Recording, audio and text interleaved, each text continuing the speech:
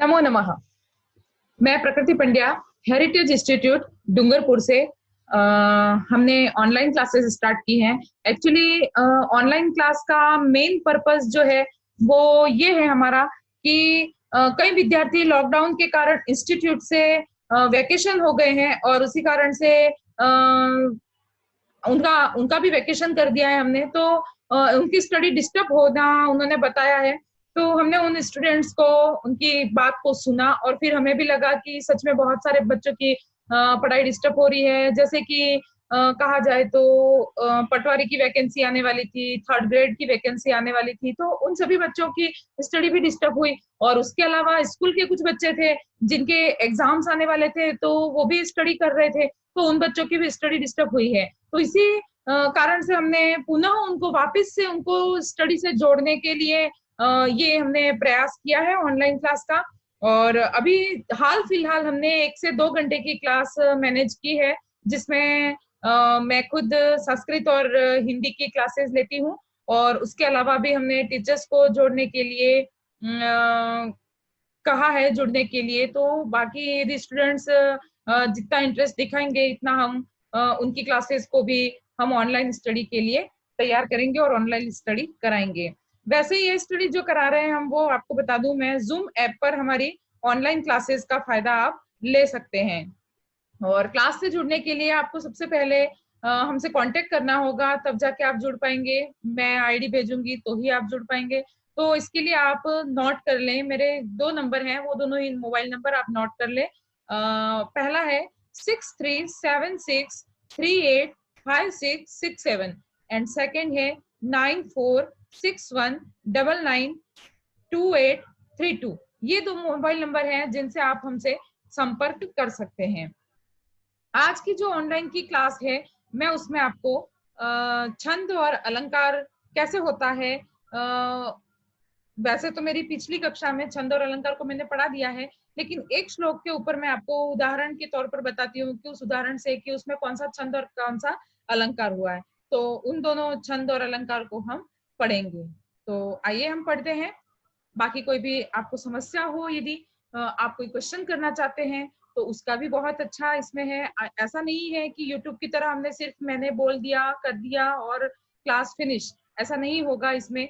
आप यदि मुझसे क्लास पढ़ रहे हैं तो बिल्कुल मेरी वीडियो आपको दिखेगी और आपकी वीडियो मुझे दिखेगी, और यहाँ तक कि मैं जो पढ़ा रही हूँ मेरी आवाज आप तक पहुंचेगी और आपकी आवाज भी मुझ तक पहुंचेगी। आप क्वेश्चन भी कर सकते हैं बीच में और मैं बीच में ही उस क्वेश्चन का जवाब भी दे सकती हूँ। बहुत अच्छी ऐप है ये। और इस ऐप पर हाल फिलहाल हम जुड़ने की कोशिश कर रहे हैं। बहुत सारे स्टूडेंट ऐसे हैं जिनसे नहीं जुड़ पा रहे हैं, वो गांव से हैं, लेकिन उनके लिए भी हम कोशिश कर रहे हैं कुछ ना कुछ करने की।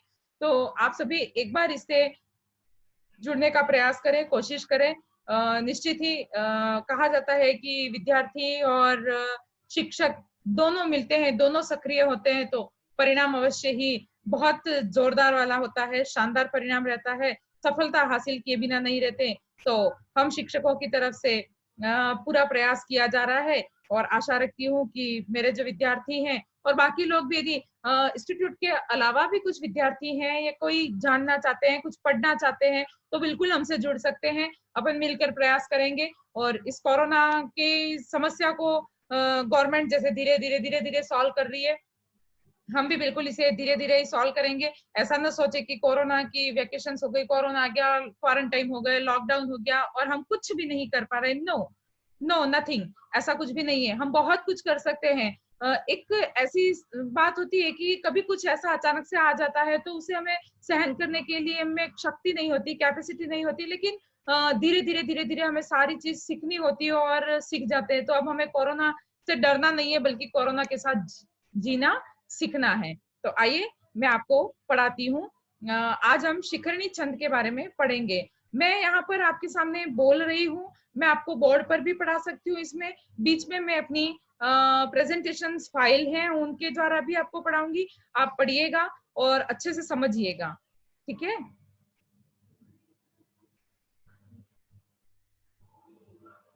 मैं आपको एक फाइल दिखाती हूँ और फिर उस प्रेजेंटेशन से हम पढ़ेंगे। देखिएगा आप, मैं प्रेजेंटेशन से आपको पढ़ाती हूँ।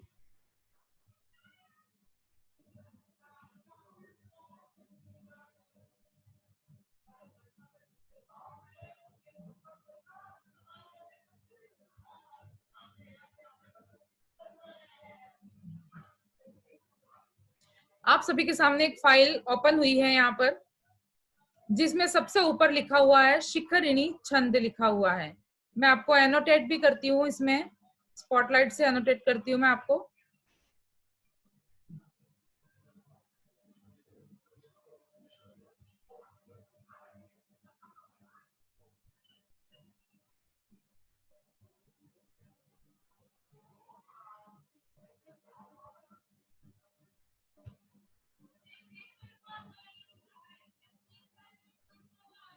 स्पॉटलाइट से मैं एनोटेट करती हूँ आपको। जैसे कि ये लिखा हुआ है, छंद होता है, छंद एक ऐसी रचना है जैसे 4 चरण होते हैं, एक श्लोक होता है, संस्कृत में श्लोक होता है और हिंदी में पद्य होते हैं। उसके 4 चरण होते हैं, चारों चरणों में कभी कभार तो समान मात्राएं होती हैं, कभी कभार अलग अलग मात्राएं होती हैं। और मात्राएं कैसी, जैसे छोटी की मात्रा, बड़ी की मात्रा, वैसे नहीं। छंद में हम जो पढ़ते हैं वो मात्राएं होती है, मैंने यहाँ पर दिया हुआ भी है। तो उसमें जो मात्राएं लगेंगी मैं उसे आपको समझाऊंगी, इसमें मैं आपको बता रही हूँ, वैसे आप समझे।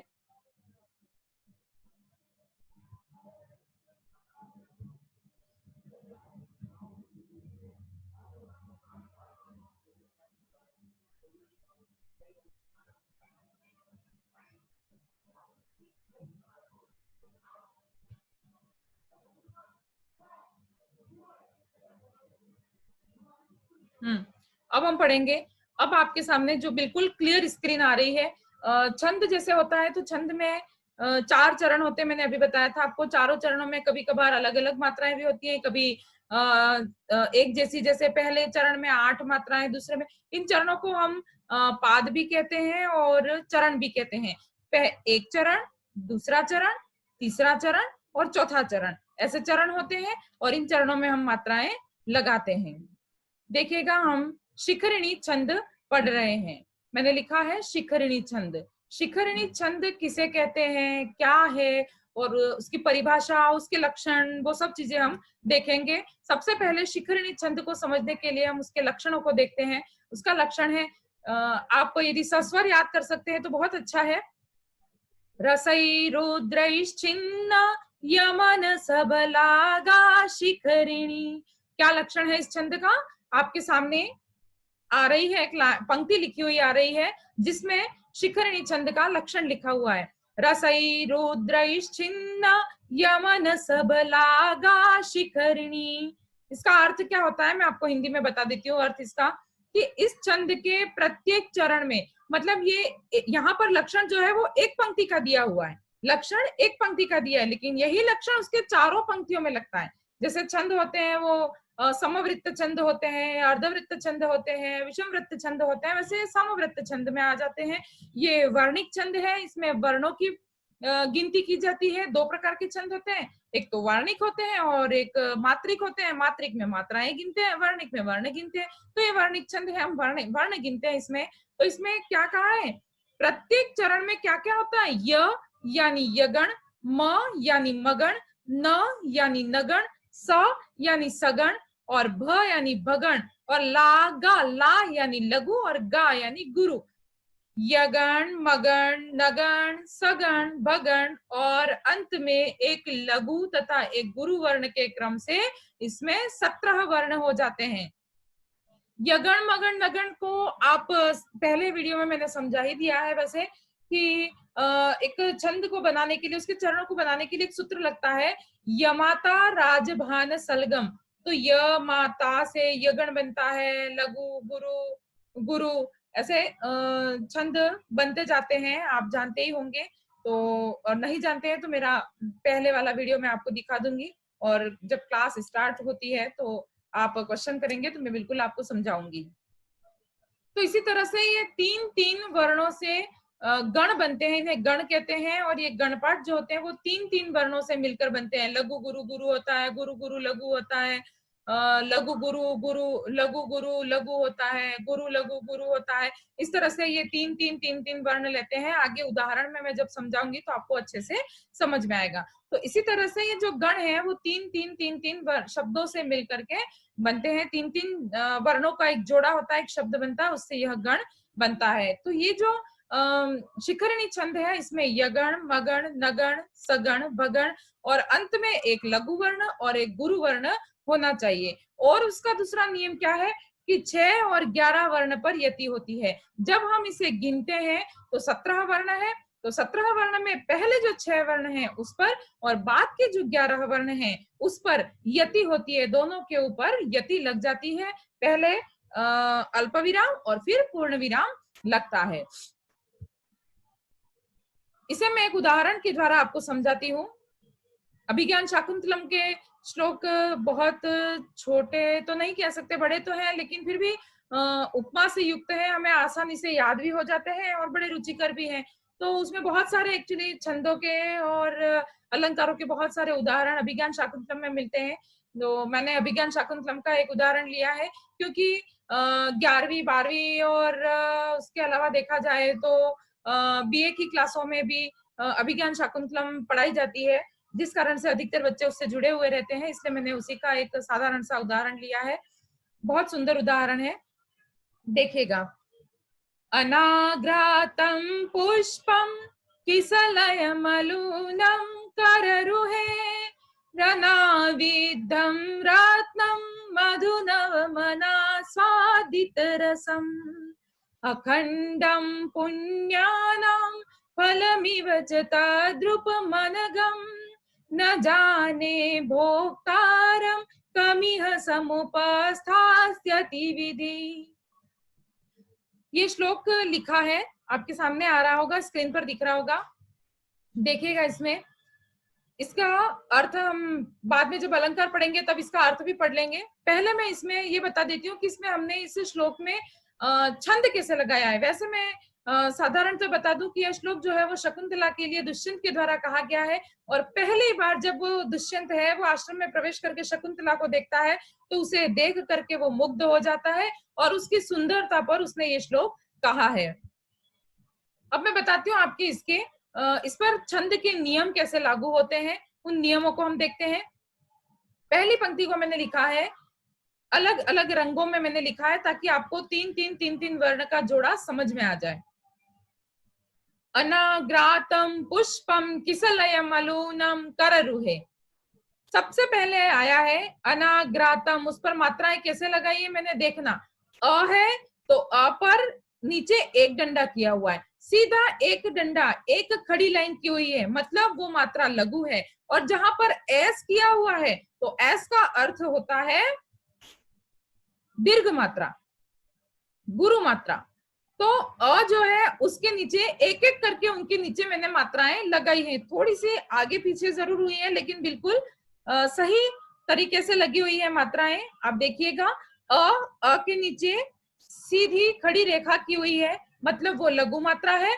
ना के नीचे एस है, ग्रा के नीचे भी एस है। तीनों ऊपर के वर्ण जो है वो सफेद रंग में लिखे गए हैं और नीचे तीनों जो मात्राएं की गई हैं वो भी सफेद रंग में ही की गई हैं। उसके बाद में तम पुष्पम, तम, त जो है अ की मात्रा जहां लगती है वो लघु होता है, लेकिन त के ऊपर जो अनुस्वार लगा हुआ है तो वो बाद वाला आधा अक्षर होता है वो, या फिर बाद में जो अनुनासिक दिया हुआ है वो पहले वाले वर्ण के साथ गिना जाता है। तो आधा वर्ण होने के बावजूद भी वो पहले वाले वर्ण के साथ गिना जाता है। तो पहले वाला यदि लघु है तो लघु के साथ में वो बाद वाला लघु और जुड़ जाएगा, तो दोनों मिलकर के क्या हो जाएंगे, गुरु हो जाएंगे। दो छोटे मिलेंगे तो एक गुरु होगा। तो जो है वो लघु था लेकिन ऊपर अनुस्वार जो लगा हुआ है उस कारण से वह भी गुरु हो गया। पुष्पम जो है उसमें भी पू छोटा है, लघु मात्रा है, लेकिन बाद में मूर्धन्य श आया है जो कि अल्प व्यंजन है और उसको हमने पहले वाले वर्ण के साथ जोड़ दिया, इसलिए वह भी गुरु हो गया। तत्पश्चात प और उस पर अनुस्वार है वह भी उसके साथ जुड़ गया तो वह भी गुरु हो गया। तो तीनों जो काले रंग में अक्षर लिखे हुए हैं, वर्ण लिखे हुए हैं, वो तीनों ही गुरु हैं। देखिए सबसे पहले 3 सफेद रंग में लिखे हुए हैं, लघु गुरु गुरु, और उसके बाद में गुरु गुरु गुरु आ गए तीनों। तो उसके बाद मैंने एक पीला रंग लिया है जिसमें छोटी की मात्रा है, की पर छोटी मात्रा है, लघु मात्रा है, तो इस कारण से उसमें भी लघु एक खड़ी डंडी की, हमने खड़ी रेखा खींची केवल, स जो है वो भी लघु है तो हमने उसमें भी एक ही मात्रा की है, और ल भी लघु है तो उसमें भी एक खड़ी रेखा करके हमने तीनों पर लघु मात्रा लगा दी। तत्पश्चात यमलू नम कर रुहे, यमलू 3 वर्ण है, उसमें लघु लघु और दीर्घ मात्रा हो गई। नम में न के ऊपर अनुस्वार है जिस कारण से दीर्घ, क लघु है, र लघु है, और रू रू भी छोटी उ की मात्रा है जिस कारण से वह भी लघु है, और है जो है वो दीर्घ हो गया। तो देखिए हमारी जो मात्राएं कही हैं उसके अनुसार हमारे पास में उस नियम के अनुसार मात्राएं मिलती हैं कि अंत में लघु और गुरु वर्ण होना चाहिए और 6-11 पर यति होनी चाहिए। तो 6 वर्ण कहाँ पर होते हैं? अ, ना, ग्रा, तम, पुष्पम, 6 हो गए। तो अनाग्रातम पुष्पम, तो पुष्पम के बाद में अल्प विराम, अल्पयति हो गई। फिर की सलयमलूनम कररु है, 11 मात्राएं होगी तो 11 पर फिर यति हो गई। तो 6 और 11 पर यति का नियम भी प्राप्त हो रहा है, उसके साथ ही हमें अंत में लघु गुरु भी प्राप्त हो रहा है। अब हमें देखना है कि यगण मगण नगण सगण भगण कहाँ प्राप्त हो रहे हैं और कैसे होते हैं। तो उसके लिए देखिएगा आप, तीनों जो पहले सफेद वर्ण हैं लघु गुरु गुरु, उसमें हमें यगण प्राप्त हुआ है तो मैंने यगण का यही लिखा है।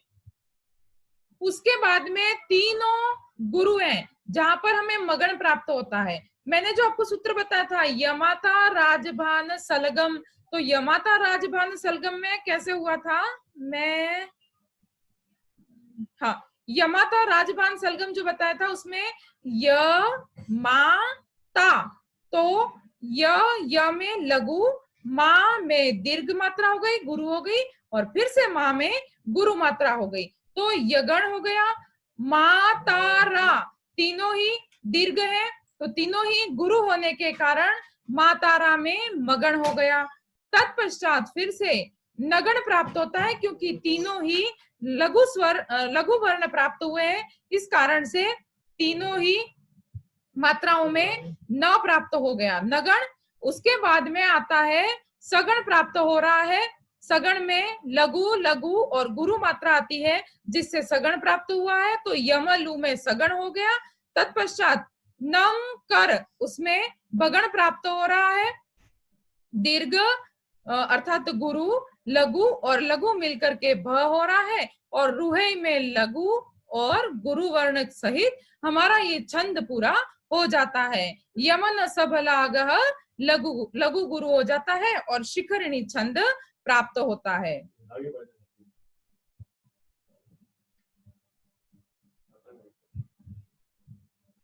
उसके बाद में हमने छंद पढ़ लिया, मैं जानती हूं कि आपको छंद अच्छे से समझ में आ गया होगा। उसके बाद में हम उसी श्लोक पर मैं आपको अलंकार भी होता है, कौन सा अलंकार प्राप्त होता है ये समझाती हूँ। अलंकार प्राप्त होता है हमें उस श्लोक पर उपमा अलंकार प्राप्त होता है, क्योंकि हमने पढ़ा था अनाग्रातम पुष्पम किसलयम अलूनम कररुहे, ये जो सारे शब्द लिए एक जो श्लोक है वह विज्ञान शाकुंतलम का है, मैंने बताया आपको, और ये कालिदास का है। और कालिदास की उपमाएं तो जगत सर्वम बहुत प्रसिद्ध है पूरे जगत में, तो उन्होंने उपमाओं का जो प्रयोग किया है वह मैं बताती हूँ आपको। इसमें बहुत सारी उपमाएं हैं, इस कारण से इसमें उपमा अलंकार भी होता है और मालोपमा अलंकार भी प्राप्त होता है। तो उपमा अलंकार का आप लक्षण लिखें, देखें। प्रस्फुटम सुंदरम साम्यम उपमेत्य विधीयते, क्या लक्षण है इसका? प्रस्फुटम सुंदरम साम्यम उपमेत्य विधीयते, अर्थात जो प्रस्फुट है और जो सुंदर है और वो जो सुंदर है उससे जिसकी समानता दिखाई जा रही है, उपमेति इति विधीयते, अर्थात वो जो उपमेय और उपमान, उपमा अलंकार पढ़ते हैं तो उसमें दो वस्तुएं सामने आती हैं, एक तो होता है उपमेय और दूसरा होता है उपमान। उपमेय में प्राप्त होता है हमें उपमेय, अर्थात उपमेय किसको कहते हैं, तो जिसकी तुलना की जा रही है वह उपमेय है और जिससे तुलना की जा रही है वो उपमान है। तो उपमेय और उपमान दोनों की तुलना करके दोनों को समान बताया जाता है, जबकि दोनों में कुछ समानता होती नहीं, फिर भी दोनों को समान बताया जाए तो वहां पर उपमा अलंकार होता है। और अभिज्ञान शाकुंतलम में कालिदास ने उपमा अलंकार का बहुत सुंदर वर्णन किया है। मैंने जो यह परिभाषा बताई है मैं वो भी पढ़कर आपको समझा देती हूँ। जब किन्हीं दो वस्तुओं के गुण, आकृति, स्वभाव आदि में समानता दिखाई जाए या दो भिन्न वस्तुओं की तुलना की जाए तब वहां उपमा अलंकार होता है, अर्थात उपमेय और उपमान में समानता दिखाई जाए। उपमेय और उपमान दोनों में समानता दिखा करके बताया जाता है। जैसे कि एग्जाम्पल के लिए मैं आपको बताऊं, उदाहरण स्वरूप चंद्रमा जो है वो उपमान कहलाता है, और किसी स्त्री का मुख है तो वो उपमेय हो गया। उपमेय स्त्री का मुख है, उसकी तुलना की जा रही है, और उपमान यानी वो जो चंद्रमा है उससे उसकी तुलना की जा रही है, तो उसका मुख चंद्रमा के समान सुंदर है, तो दोनों की सुंदरता बता दी, जबकि दोनों में कोई भी तारतम्य नहीं है, कोई समानता नहीं है, लेकिन फिर भी दोनों में समानता प्रकट की जाती है, तो वहां पर उपमा अलंकार होता है। अब यहाँ पर कहाँ कहाँ उपमा अलंकार किन पंक्तियों में किया है उसे हम देखते हैं।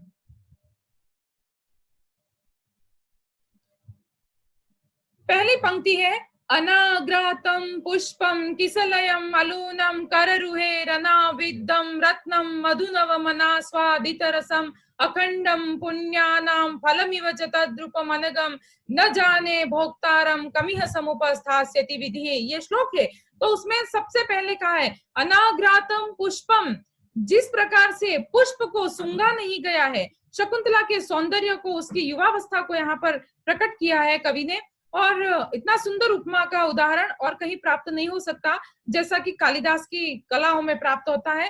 तो कहा है कि अनाग्रातम पुष्पम, जो शकुंतला का सौंदर्य है वह किसके समान है?